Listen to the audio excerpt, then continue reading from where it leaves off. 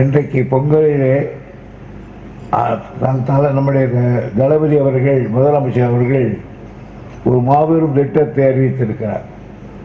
அதாவது குடும்ப கார்டு உள்ளவர்களுக்கெல்லாம் 3000 ரூபாய் கொடுக்கிறோம்.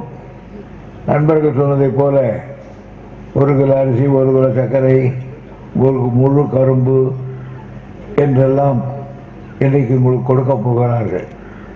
அதோடு புடவை வேட்டியும் தரப்போகிறார்கள். எனவே எந்த ஆண்டும் இல்லாத அளவுக்கு இந்த ஆண்டு மகிழ்ச்சிகரமாக மக்கள் மத்தியிலே எழுபடும் என்று நான் கருதுகிறேன்.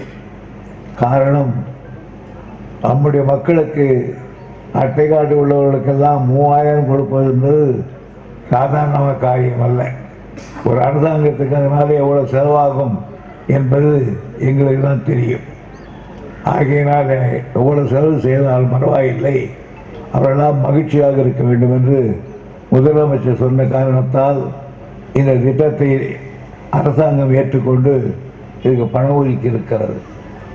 அதே நேரத்தில் நீங்களும் மகிழ்ச்சிகரமாக இருக்க வேண்டும் பொங்கலுக்கு என்பதிலே கொடுத்திருக்கிறார்.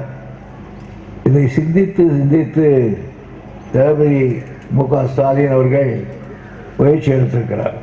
இன்றைக்கு பொங்கலிலே நம்முடைய தளபதி அவர்கள், முதலமைச்சர் அவர்கள் ஒரு மாபெரும் திட்டத்தை அறிவித்திருக்கிறார். அதாவது குடும்ப கார்டு உள்ளவர்களுக்கெல்லாம் 3000 ரூபாய் கொடுக்கிறோம். நண்பர்கள் சொன்னதை போல 1 கிலோ அரிசி, 1 கிலோ சர்க்கரை, 1 முழு கரும்பு என்றெல்லாம் இன்றைக்கு உங்களுக்கு கொடுக்க போகிறார்கள். அதோடு புடவை வேட்டியும் தரப்போகிறார்கள். எனவே எந்த ஆண்டும் இல்லாத அளவுக்கு இந்த ஆண்டு மகிழ்ச்சிகரமாக மக்கள் மத்தியிலே எழுபடும் என்று நான் கருதுகிறேன். காரணம், நம்முடைய மக்களுக்கு அட்டை கார்டு உள்ளவர்களுக்கெல்லாம் 3000 கொடுப்பது என்பது சாதாரண காரியம் அல்ல. ஒரு அரசாங்கத்துக்கு அதனால எவ்வளவு செலவாகும் என்பது எங்களுக்கு தான் தெரியும்.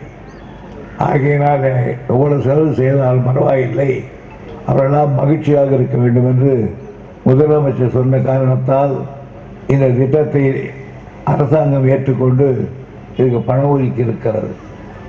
அதே நேரத்தில் நீங்களும் மகிழ்ச்சிகரமாக இருக்க வேண்டும் பொங்கலுக்கு என்பதிலே கொடுத்திருக்கிறார்.